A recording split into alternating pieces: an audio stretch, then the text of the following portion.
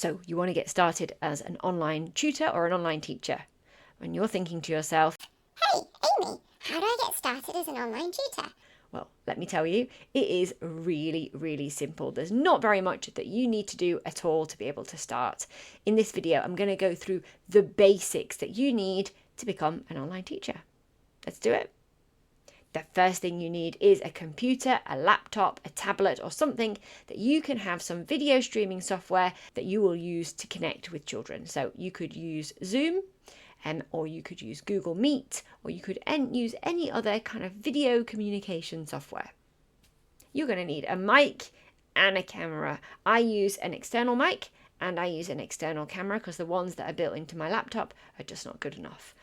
My external mic was a pretty cheap one. I'll link it in the description below. It wasn't completely budget, but it's not super duper expensive, and it does the job. It's really clear and it's good enough to record video for YouTube as well. My mic is really nice. This is a Tonar mic, again, mid-range, not too expensive, but it really, really makes a difference if you have good audio. Poor video is not too bad, but poor audio is just the worst thing. It's just unlistenable, and you want to be really clear and communicating really clearly with your students. What about sharing things via video link but not sharing your screen? So for example, you can share books, you can hold up flashcards, you can have a little whiteboard. There's many things that you can do without sharing your computer screen, so just being kind of more like a talking head person communicating with the child.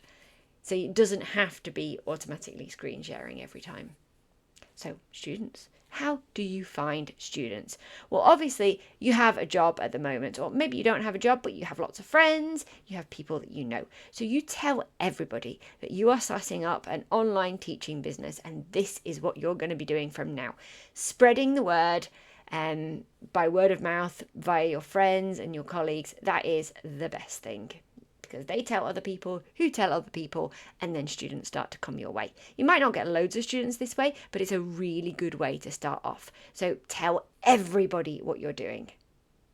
Then you're going to have to market yourself. So this is probably the most time-consuming thing, and something that I actually really don't like doing. You kind of have to blow your own trumpet and say that you're good at this and you're good at that. And to kind of modest teachers, it doesn't come that easily, but it is a really essential that we can do this.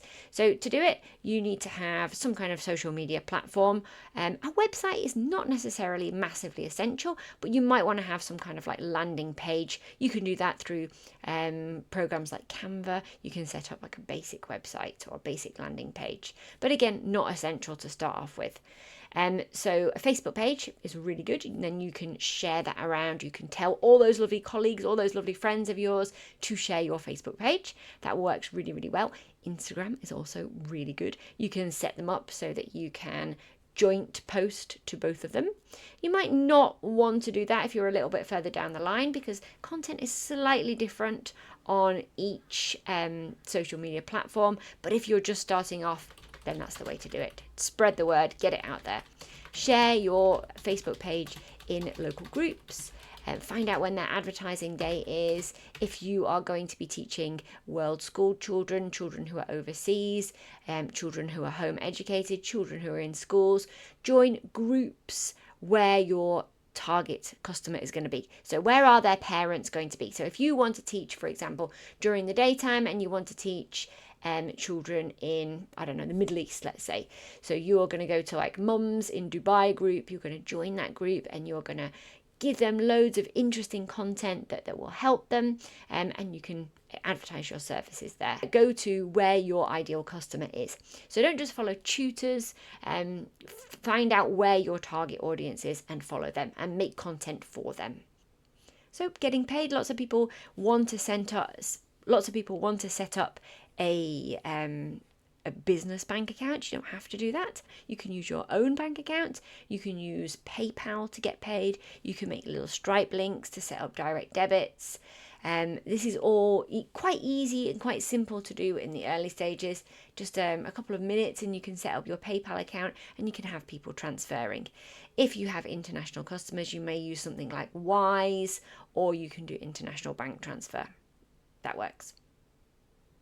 What about all the legal stuff then? So if you are in the UK, you need to set up as a sole trader, which is quite easy to do through HMRC. And then depending on how much you earn and different streams of income, you will do a tax return at the end of the year based on the previous year's income. So make sure that you're recording your ingoings and your outgoings. You can do this simply on a spreadsheet, or you can use something like QuickBooks or Wave. You might have to pay an extra subscription for those. You don't really need it. All you need is a spreadsheet saying who's paying you, how much they're paying you, when they pay you, and then any of your business outgoings. So what are you going to teach them? Well, I'm assuming you can already teach because this is what you want to do. You want to be an online teacher. And this video is about setting yourself up as an online teacher. It's not about how to teach. So where to go for your teaching materials then? Well, you probably have a bank of materials already, maybe from your school or your previous job. So obviously you can reuse all of your own content. There are websites like Twinkle, like Teachmate, where you can use AI to create your teaching content. Fabulous resources there. Twinkle's got loads of ready-made stuff, Classroom Secrets, all these kind of teaching websites. You can use that. Pobble, you can use these kind of things and just screen share with your student. Zoom is really good because it has an interactive controller, so the person who you're teaching, your student, will be able to take the control from you and play interactive games with you. If you're using something like Smart Notebook or different kinds of features, they will be able to control features on the screen as well. So it's really interactive, really interactive. The hardest thing is just starting, and you learn so much just on the job. There is no wrong way to do things. You do it your way. Don't compare yourself to anyone else. Don't think, oh, this person's doing this person's doing that. Everyone's tutoring business looks slightly different. You can't do it wrong. You can learn along the way. You can make little mistakes. You can think about how you can improve your offer, but there's no wrong way. And don't compare yourself to other people because that's them. Yeah, you're different. You're doing things in a different way. There are so many students to go around, more than enough. If you encounter any kind of problems setting up, or you would like to know a little bit more about how to do things, there are so many YouTube tutorials already out there. How to find students in China, for example. You can use RedNote, by the way, for that, or Xiaohongshu. How to find students in Southeast Asia, in Thailand. I can also tell you how to do that. If you would like more in this series, let me know.